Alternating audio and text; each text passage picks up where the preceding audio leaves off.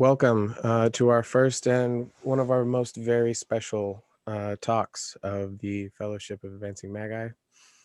We are here to discuss sexual and spiritual predatory behaviors. With us, we have a panel, a really great group of people. We have Christina Fatoulitis, Karla, Wanjiru, Njathi, Georgina Rose, Marco Visconti, and Immanual Solas. These people have been reached out to and graciously answered a call to share their time and experience with each other and their insight. And each of their perspectives and experiences are unique. And with that, would also like to let everybody know that perhaps Christina will need to bounce as she's on call for work, and Marco is also under some obligations and won't be able to participate in the entire discussion, and we're thankful for his time. Anyways, so I'll start with you, Marco. Can you tell us about a little bit of some of the behaviors you picked up on that kind of made the suspicion or put the suspicion in your mind of what was happening in the order that you were in? Of course, Zach. Hello, everyone, and I guess I'm here tonight because one of the reasons I even, started an outreach to find better communities because I was a member of Ordo Templarientis for a long time, and for those of you who don't know, who have never heard of Ordo Templarientis or OTO, it is possibly the best known Thelemic magical community, magical order. It's a group that is supposed to teach you from starting from zero and getting you to a level where you are a master magician. You know your magic, and especially in the Thelemic philosophy, you have unlocked most of the secrets and most of the teachings of that tradition.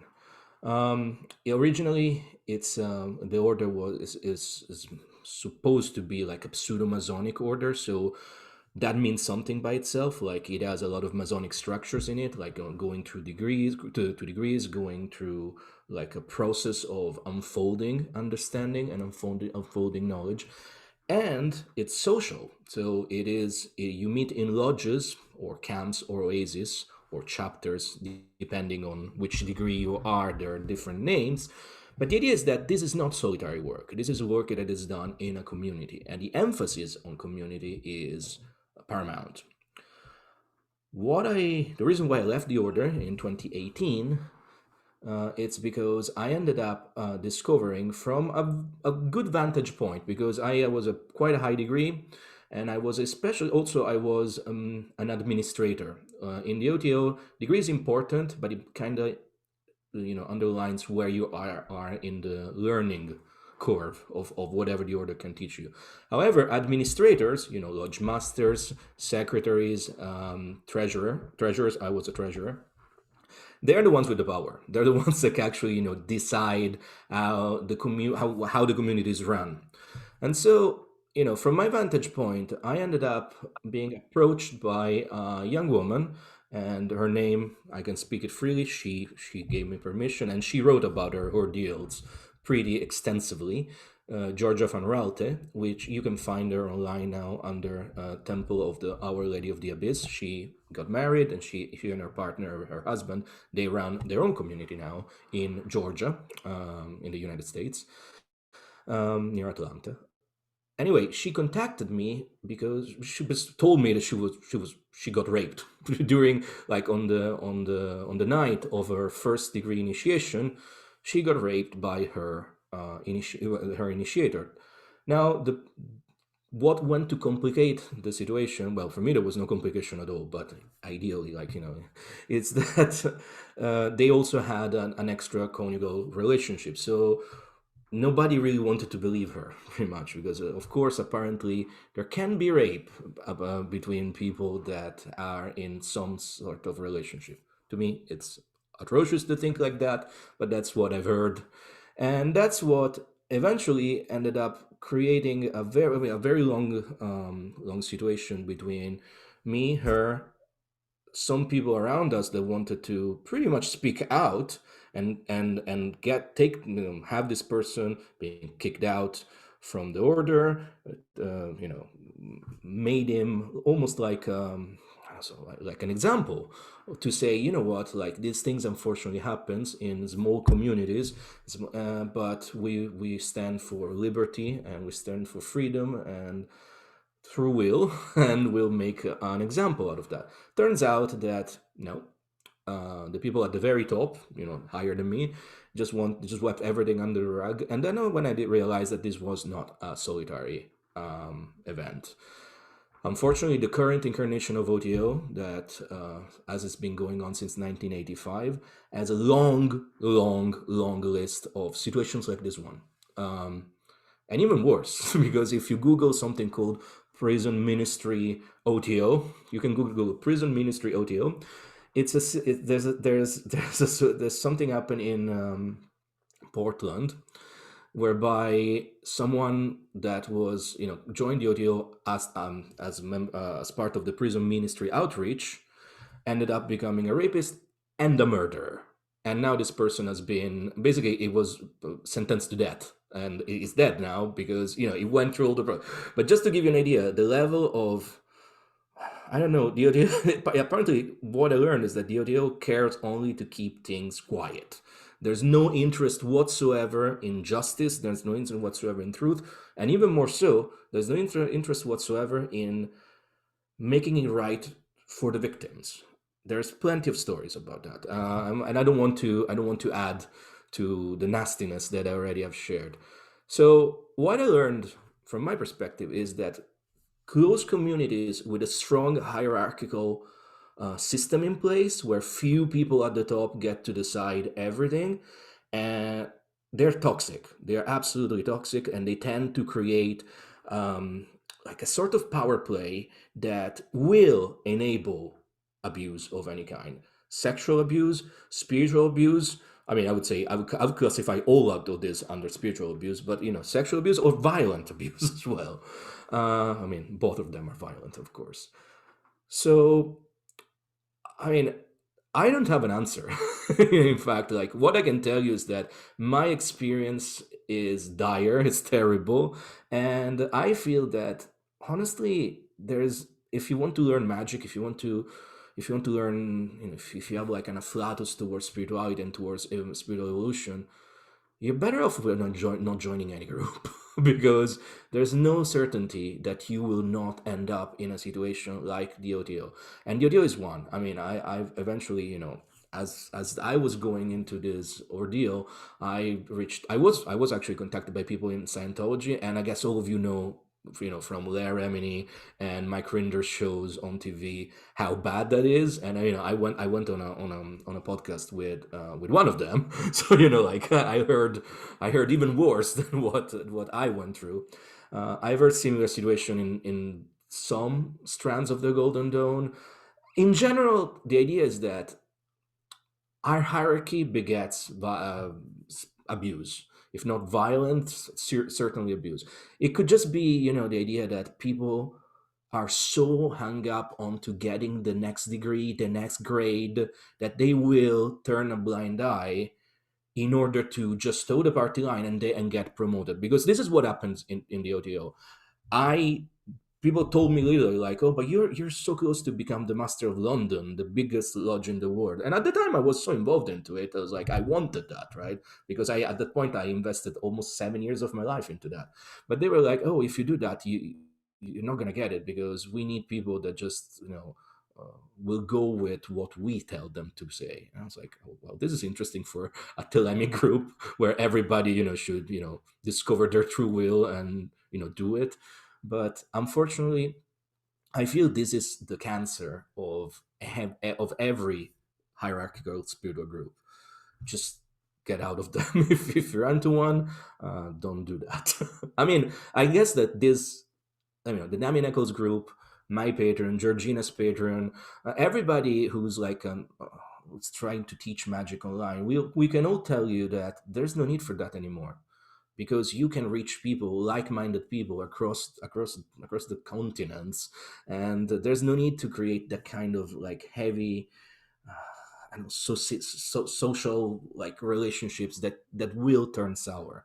And maybe I'm a pessimist, maybe I've been burned so badly by my experience that I don't know, I don't see any good out of it. Like I do have personally like a more closer, like say, inner circle of people that I've known for years, that I work directly face to face, but it's not a lodge.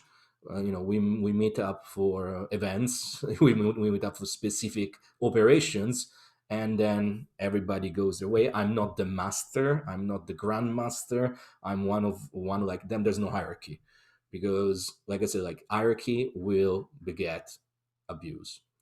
And on that note, I will pass it on the torch. Does anybody in the panel have any insight or commentary on that?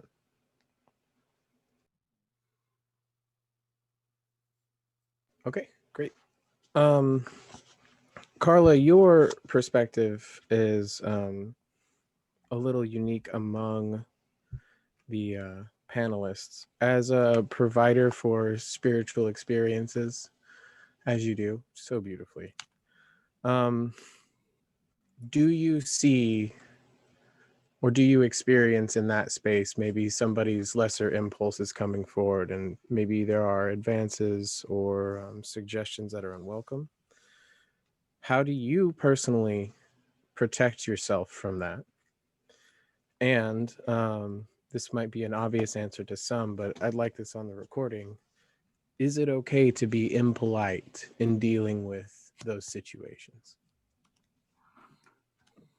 Thank you. And to also speak to what Marco just shared, I have also, in my own experience, like I have been on the edge of several groups and cults, and I can definitely attest to my own personal experience with hierarchy begetting a lot of seedy, shady, shadowy shit.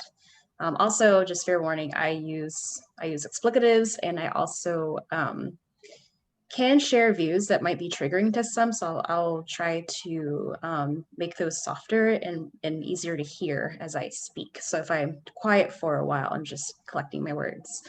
So particularly in the spaces that I create with cacao ceremonies, I don't tend to attract a lot of men. So I have luckily not had any experiences where someone is like, ooh, I'm gonna come to your chocolate ceremony, I'm gonna like mac on people. Like I have really, really clear boundaries. Like this is an internal experience. Yes, this is gonna be in a group.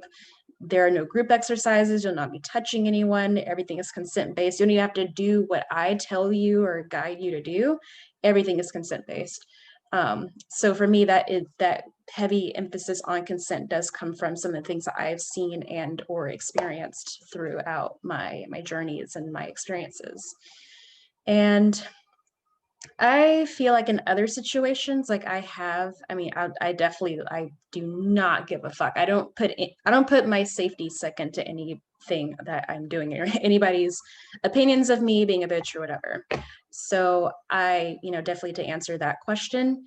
And at the same time, something that I have started practicing that I was inspired from someone else is that if there is sexual charge between me and another person, I just speak to it. I'm like, hey, like, I feel like there might be some sexual charge here.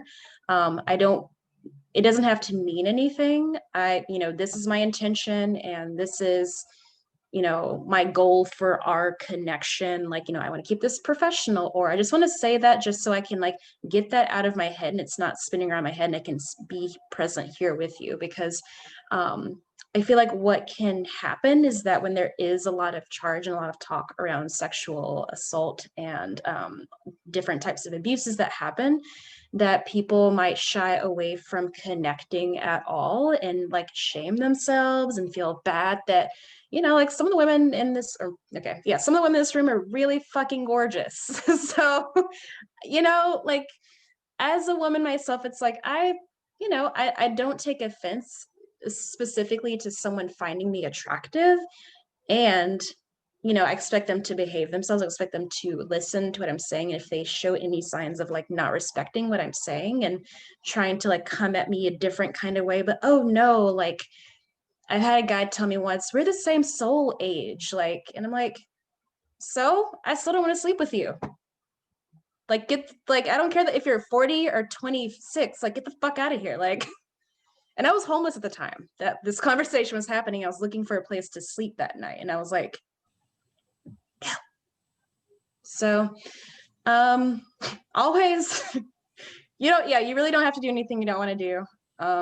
Yeah, it's kind of funny the shit that happens sometimes. But yeah, just for just wanted to end on that note of like, if there is sexual charge, just speaking to it, because sometimes that'll dispel the charge enough to where people don't consciously or unconsciously do things that could be triggering or be perceived as crossing boundaries, or crossing boundaries unintentionally.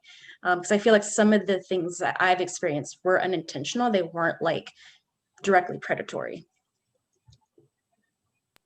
Great. Thank you. Does anybody on the panel have anything to expound on that or comment on that? No obligation. I just want to make space for that. Well, something that I want just to add. just when it's my turn, I'll throw. I found both particularly inspiring, but when it's my turn, I'll refer to that as well for sure. Go ahead, Marco. Great. Something I wanted to mention is that, for instance, Karla, you mentioned the fact that usually, and it's true. I mean, it's been my experience as well. Like, this kind of problem comes from men, and I mean, as a man, I have no problem admitting it. In my OTO situation, there were a good number of women that were involved in that as well, which is just telling, actually, maybe to tell how sorry for the expletives as well, like fucked up the situation over there is.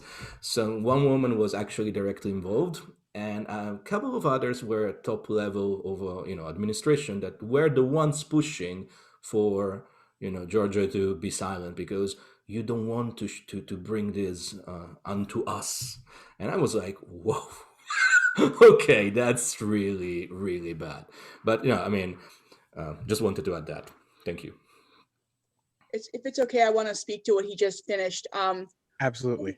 One of the reasons that the person that I was involved with got away with as much as he did was that he had a hierarchy protecting him. After the situation with me happened, and unfortunately the hierarchy, because I'm trying to figure out the best way to say this,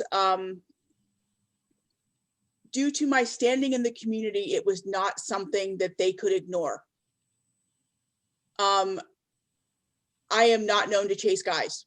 I like, when I'm at a festival and I'm working as a guardian, I am strictly there to protect shit. I'm not there to go get laid. I'm not there to run naked through the forest, although it would be lovely. I never have time for it.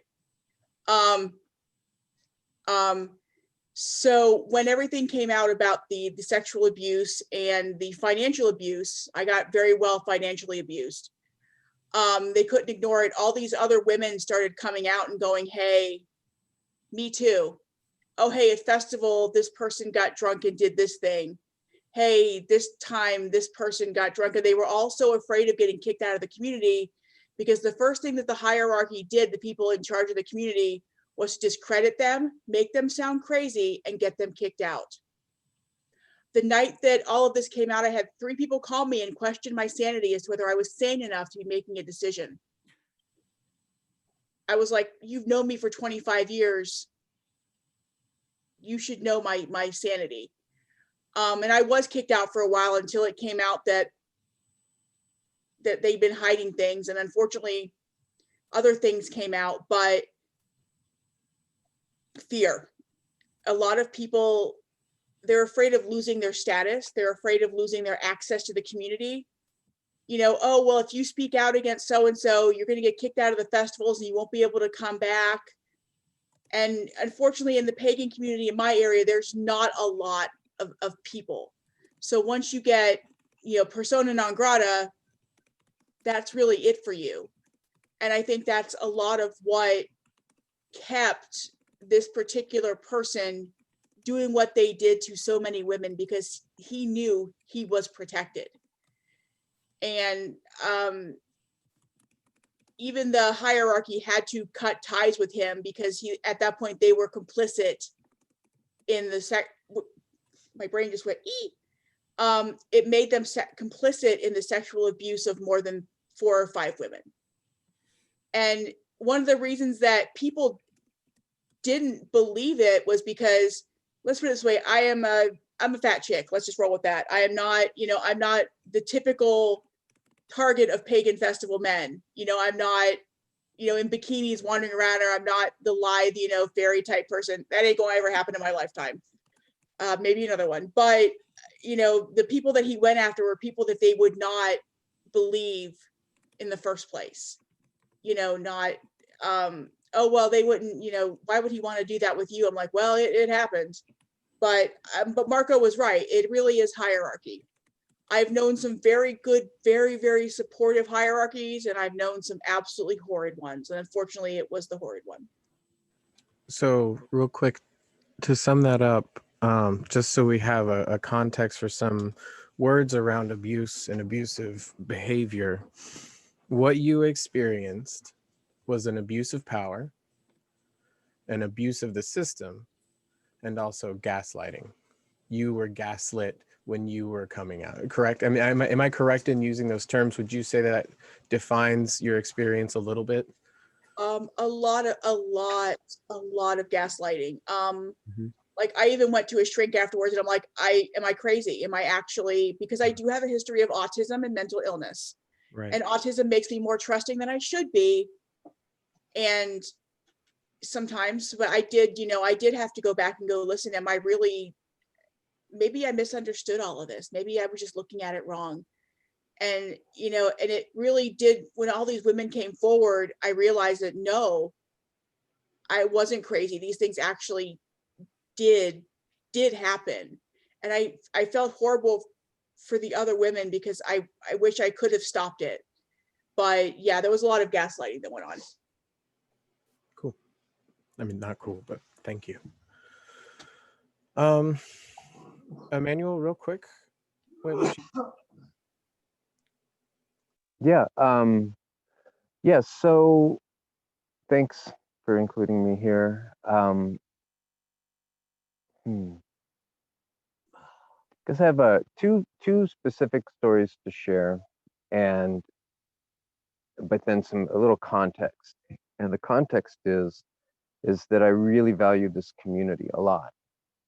And even though it's distributed across the network in the way that it is, there's still possibilities for abuse to occur through just following interactions and developing offline connections that occur from within this space. And I think that there's something about the quality of this space that can engender a sense of safety, because I think it is safe, and what I've wanted to, and what I've seen in the past is I've seen what seemed like safe places, because people weren't paying attention, become tarnished, and it's kind of hard to erase history in that sense, you know. It's hard to say, oh, it was a golden pool, but then something fell in, and now it's kind of like you can't undo that thing. And and I kind of appreciate, in one sense, can you hear me, y'all?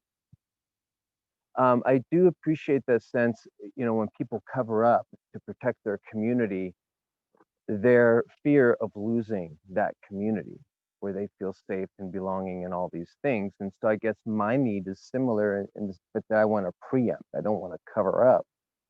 I want to say, listen, I've had these experiences, others have had these experiences, let's put them out there and name them. And to reference Karla's experience, in terms of the inspiring quality of it, is if every woman in this group were to show up in that way, that would be ideal. You know, when in doubt, be in doubt, have good boundaries, like track all of this stuff. And then that basically, without saying that it's anyone's like it's women's responsibility to protect themselves, it's not. But if that's a big part of like just being aware of what's out there. And so I was like, why don't we have a conversation about what is out there, and then you can catch patterns. And then ideally, men are tracking this conversation too. And you know, there's a big part of the conversation that is the unintentional, oops, shadow was that, and then there's this sort of malicious dynamic. And the malicious dynamics are more sensational, but I think they occur less frequently than the oops ones, where people just kind of don't manage their own dynamics very well, and they got lots of unresolved shit. But they can both kind of show up in similar ways. And so that comes to the sort of the two personal anecdotes that I want to share, just to put in the database of dynamics that are out there, not to say that this is how they all are, or that it, you know, that I didn't, you know, if I don't, yeah, these are just put in your database of stuff to track. Anyways, is everyone with me so far? It's hard to gauge feedback, but I'm gonna We got you, assume man. that. Okay, great. Let me take a quick sip of water here. So the first anecdote was I took a statement of a young woman who was an attendee at a micro arts and music sort of dance festival that I was production managing, and she'd essentially raped a kind of spiritual roofie dynamic where this guy came in real strong. She actually was there with her boyfriend. This guy was a friend of the producers of the event, and he came in super alpha, super just had something to say, something to add about everything, really needed to be the center of attention. And at one point later, while the DJ was going, and there was more of a party vibe going, uh, he just kind of kept coming at her really strong, and she voluntarily went off with him, and kind of was following these like layers of micro commitments that he was really just kind of working to get her off alone. And then he had her doing these deep breathing exercises, and then she got disoriented, and then the next thing you know, he was inside of her in a field not far from where the party was going on.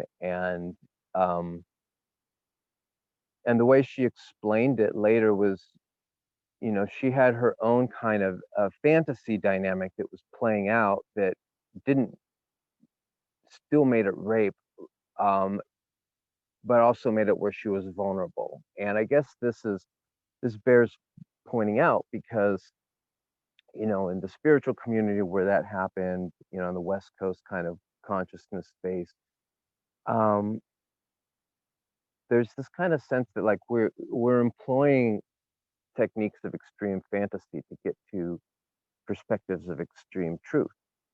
And so what happened is her perspective kind of got crossed, and she thought this person was actually going to be teaching her, was someone that she was thought she was anticipating to come into her life, and that this was going to be this big part of her ascension.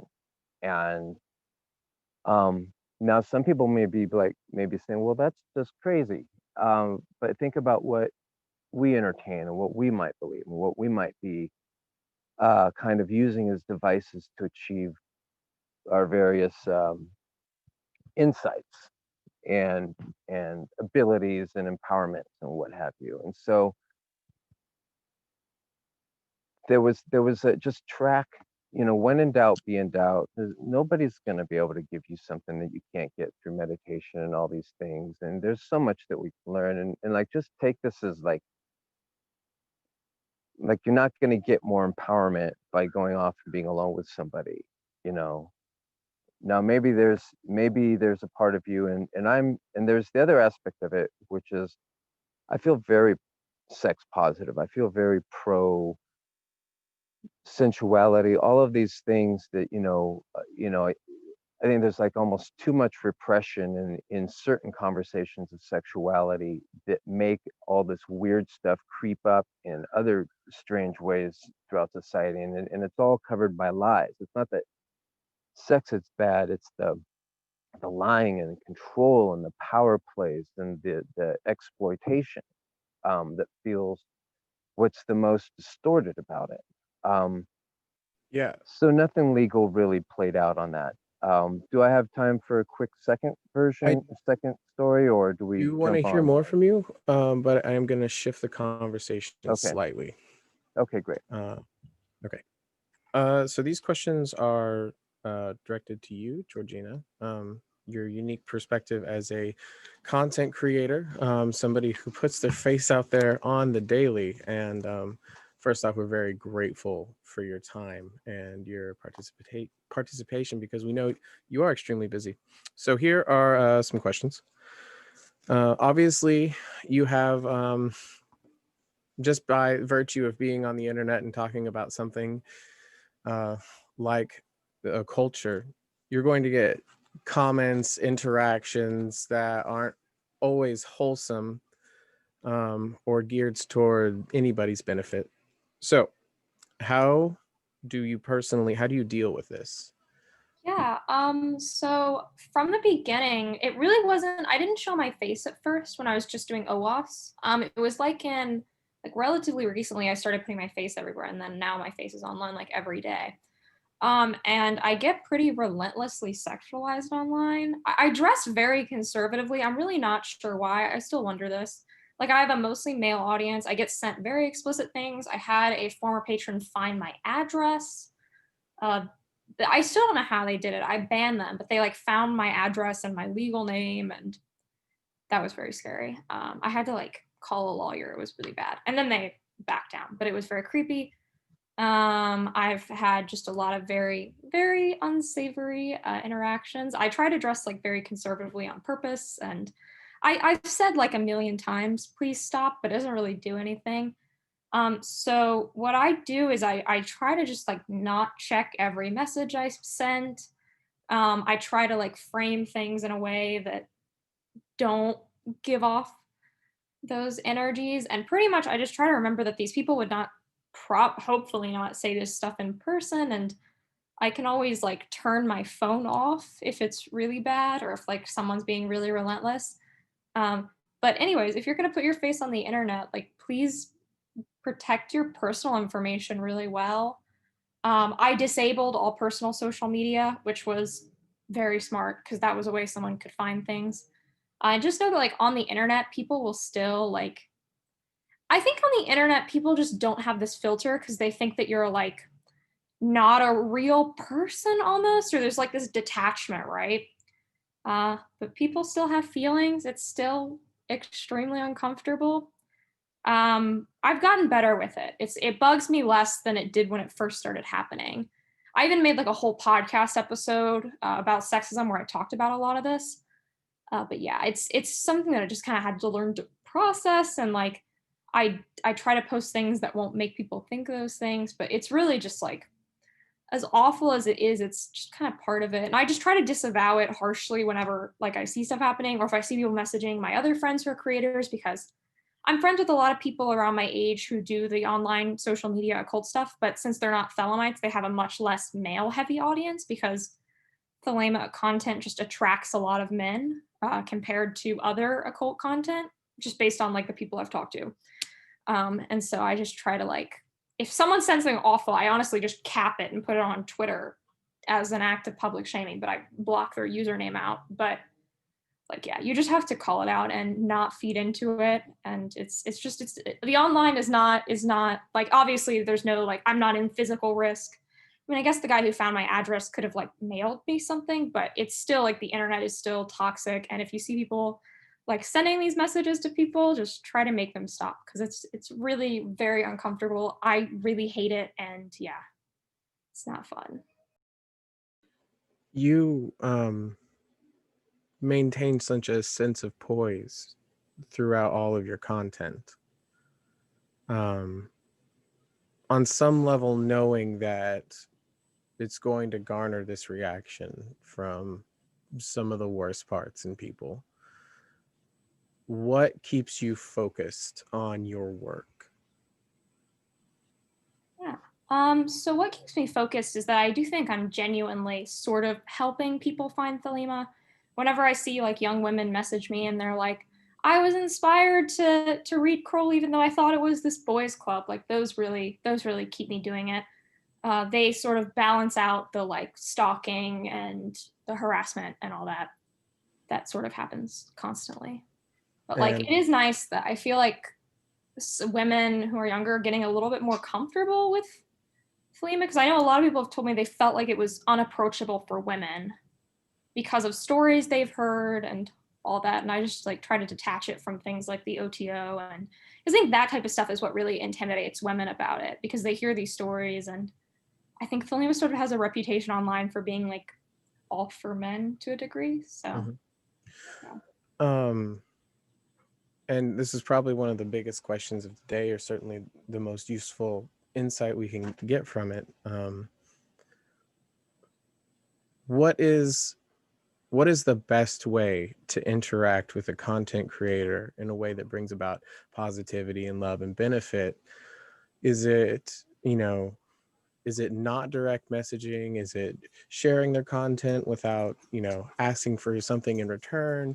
Is it, is it always being uplifting, or is it, just things like that? Like, what is the best way to engage in that in a way that shows support?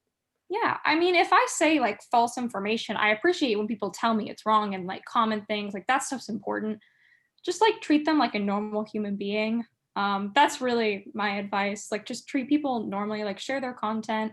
If they say misinformation, tell them. I will correct anything if I ever say something wrong, because eventually I'm probably gonna say something wrong. Mhm.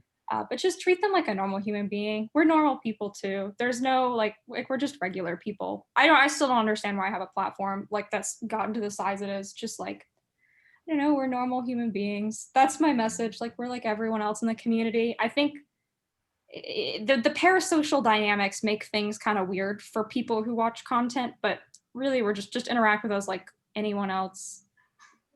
Yeah. Great. Thank you so much. So we've heard a little bit from everybody in the panel. We'd like to thank everybody for being here today. That's going to be it for our recording, because after this we will open up to more of a open discussion in the room for a Q&A, and to protect everybody's. Oh, I'm so sorry, Karla. I just want to say one thing, way back to Marco's original share. Yes, there can definitely be like sexual abuse between two people who are in a relationship. It happened to me. It's definitely a thing. A no is a no, no matter what. That's all. Absolutely. Consent is ongoing. All right. So yeah, let's go ahead and cut recording. Thank you everybody for listening to this. You can join us Monday evenings if you are a Damien Eccles Patreon subscriber for our weekly book chats, and we hope to have more open fam special guest sessions soon. Thank you for joining us, and thank you for listening. Thanks. Bye.